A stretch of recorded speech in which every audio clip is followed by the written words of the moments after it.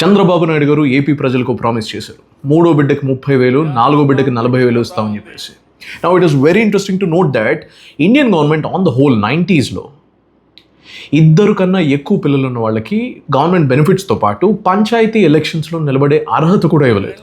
అలాంటిది ఇవాళ సిబిఎన్ గారు లాంటి లీడరు ఇలాంటి డెసిషన్ తీసుకోవడానికి కారణం ఏంటి? The reason is total fertility rate. Now Telugu స్టేట్స్లో total fertility rate is approximately 1.5.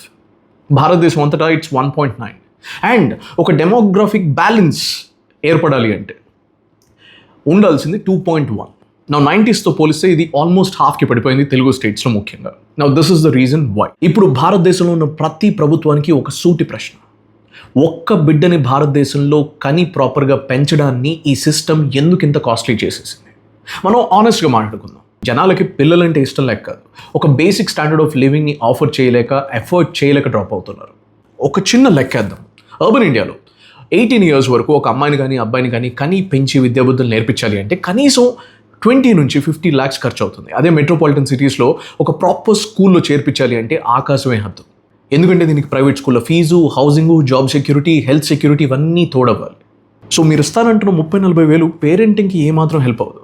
కేవలం ఒక హెడ్లైన్గా మాత్రమే పనికి వస్తుంది. Now let me tell you something here. ఈ టోటల్ ఫర్టిలిటీ రేట్ అనేది ఇప్పుడు భారతదేశాన్ని ఇబ్బంది పెడుతుందేమో కానీ సౌత్ కొరియా, జపాన్, ఫ్రాన్స్ లాంటి దేశాలని ఎప్పటి నుంచో ఇబ్బంది పెడుతుంది. South Korea almost offered 90 lakhs per child, డైరెక్ట్గా ఇండైరెక్ట్గా పబ్లిక్ అండ్ ప్రైవేట్ సంస్థలు కూడి.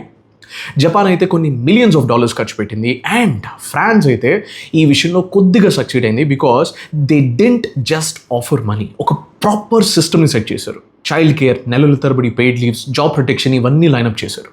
సో నేను చెప్పొచ్చేది ఏంటి అంటే భారతదేశంలో ఉన్న రాష్ట్ర కేంద్ర ప్రభుత్వాలు ఆలోచించాల్సింది how to get people to have more babies అని కాదు. ఇప్పుడున్న పిల్లల్ని అండ్ రాబోయే తరాలకి పేరెంట్స్ ఒక డీసెంట్ లైఫ్ స్టైల్ ఇవ్వగలగాలి అంటే సిస్టంలో రావాల్సిన మార్పులు చేర్పులు ఏంటి అని. Let me know what your thoughts on this. Cheers. Have a fantastic day ahead.